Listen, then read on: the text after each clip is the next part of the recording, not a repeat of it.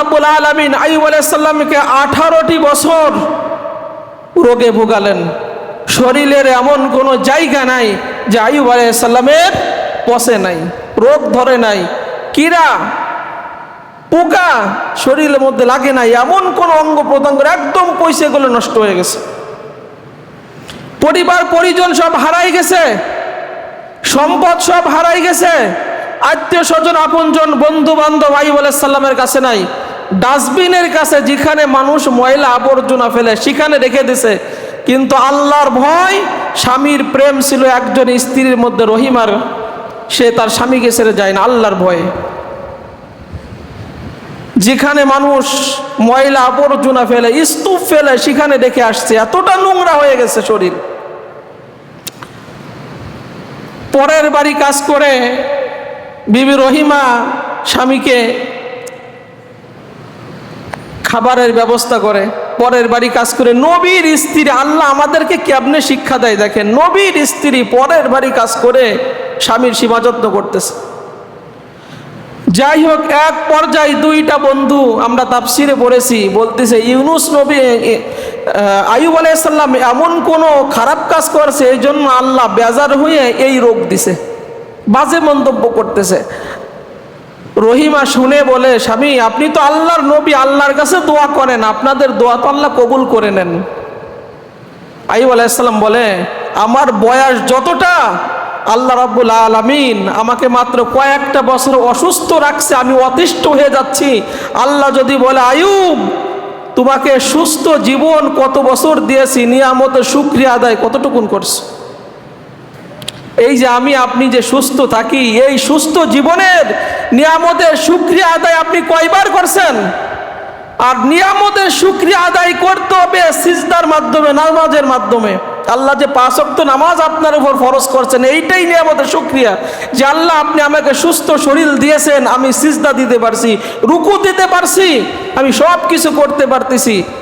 অসুস্থ ব্যক্তির কাছে আপনি যান, হাসপাতালে যান, কত রুগী আর রুগী, তার কাছে জিজ্ঞেস করেন তার জীবনটা কেমন। আর আমাকে আপনাকে আল্লাহ রাব্বুল আলামিন সুস্থ শরীর দিছেন, আমরা সেই সুস্থ শরীর দিয়ে রুকু করতে পারি না, নামাজে দাঁড়াতে পারি না, সিজদা দাঁড়াতে পারি না, আল্লাহর শুকরিয়া আদায় করতে পারি না। আইয়ুব আলাইহিস সালাম বলেন, আল্লাহ যদি আমাকে এই প্রশ্ন করে। যাই হোক, এক পর্যায়ে মানুষের বাজে মন্তব্য যখন যাচ্ছে, 18টা বছর ইতিমধ্যে পার হয়ে গেল। আল্লাহর নবী আইয়ুব আলাইহিস সালাম আল্লাহ রাব্বুল আলামিনের কাছে দোয়া করলেন।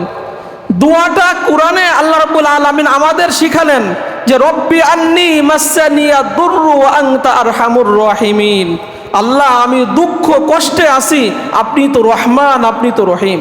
কথা শুধু এতটুকুন বললেন, আমি দুঃখ দুর্দশার মধ্যে আছি, কষ্টে আছি, আপনি তো রহমান, আপনি তো রহিম।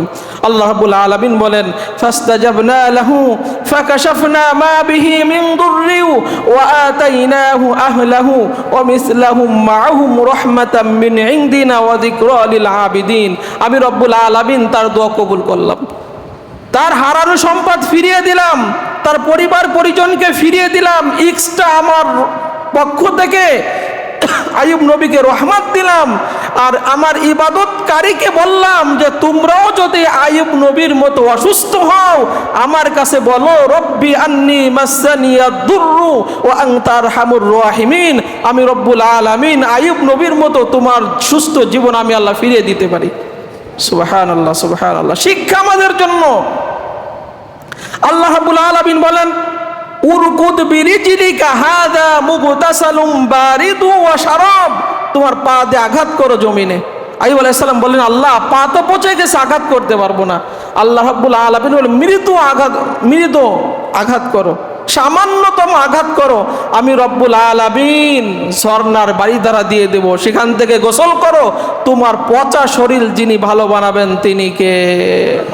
আল্লাহ রাব্বুল আলামিন আইয়ুব আলাইহিস সালাম পা দিয়ে হালকা ঘা দিলেন, আল্লাহ রাব্বুল আলামিন মুহূর্তের মধ্যে ওইখানে ঝর্ণা বানাই দিলেন। পানি আসলো, পুকুর হয়ে গেল, গোসল করলেন, পচা শরীর রব্বুল আলামিন ভালো বানায় দিলেন। আবার পায়ে আঘাত করলেন, আর একটা ঝর্ণা বের হলো। আল্লাহ রাব্বুল আলামিন বলেন ওই পানিটা পান করো, আমি রব্বুল আলামিন শরীরের সমস্ত রোগ শোক সব ভালো করে দেব। সুবহানাল্লাহ, সুবহানাল্লাহ। আইয়ুব আলাইহিস সালামের এই সমস্ত সুস্থ শরীর যেদিন ফিরে পেয়েছিলেন, সেই দিনটা ছিল 10ই মুহররম, আশুরার দিন। অনেক তাৎপর্য আল্লাহ রাব্বুল আলামিন এই আশুরার দিবসে রেখেছেন। এরপরে আশুরাকে কেন্দ্র করে যে আমলটা, সেইটা আছে হযরত মুসা নবীর সাথে। আল্লাহ রাব্বুল আলামিন মুসা আলাইহিস সালামকে নবী বানালেন। নবী বানাইয়া দুইটা মুজিজা দিলেন। দুইটা মুজিজা দিয়া